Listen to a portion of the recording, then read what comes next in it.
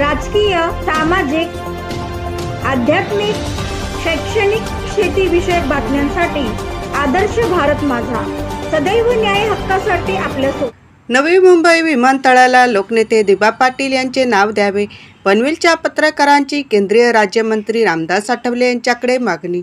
नवी मुंबई आंतरराष्ट्रीय विमानतळाला भूमिपुत्रांचे जननायक लोकनेते दिबा पाटील यांचे नाव मिळावे या मागणीसाठी पनवेल तालुका पत्रकार एकत्रीकरण संस्थेतील पत्रकारांनी केंद्रीय सामाजिक न्याय राज्यमंत्री रामदास आठवले यांना बुधवार दिनांक 24 सप्टेंबर रोजी मुंबई येथील नंदगिरी गेस्ट हाऊस या ठिकाणी सायंकाळी भेट घेत नवी मुंबई आंतरराष्ट्रीय विमानतळाला दिबा पाटील यांचे नाव देण्याबाबत निवेदन देण्यात आले।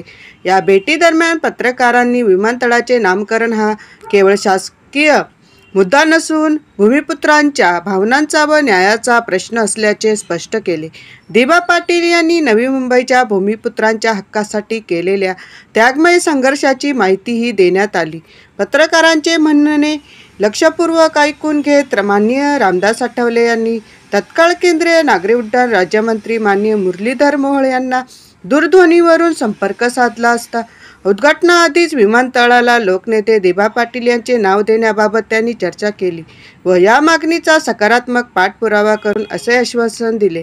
भाजप अल्पसंख्याक मोर्चाचे महाराष्ट्र प्रदेश उपाध्यक्ष तसेच ज्येष्ठ पत्रकार सय्यद अकबर यांनी सर्व पत्रकारांच्या वतीने रामदास आठवले यांचे आभार मानले। सदर भेटीप्रसंगी ज्येष्ठ पत्रकार विजय कडू, सय्यद अकबर, निलेश सोनवणे, विवेक पाटील, संजय कदम यांच्यासह केवल महाडिक, शंकर वायदंडे, गौरव जहागीरदार, लालचंद यादव, गणपत वारगडा, चंद्रकांत शिर्के, अण्णासाहेब आयर, शैलेश चव्हाण, विशाल सावंत, भूषण साळुंके, दीपक घरत, राम बोरिले यांची उपस्थिती लाभली।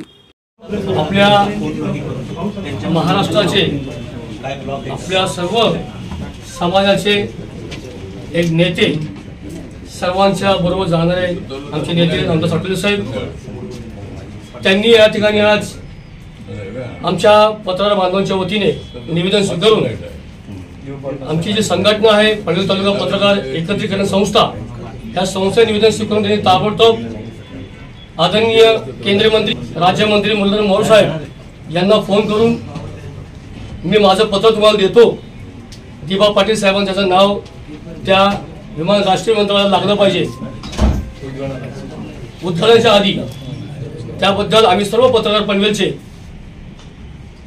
केंद्रीय मंत्री रामदास आठवले साहेब यांचा आम्ही मनापासून आभार मानतो।